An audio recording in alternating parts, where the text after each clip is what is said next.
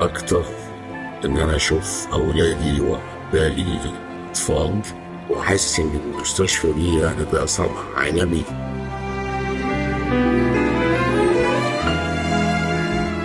وربنا يرجعهم أكتر وأكتر. وأخيرا سعادتي لا توصف بإن أنا شفت أولادي وأحبائي.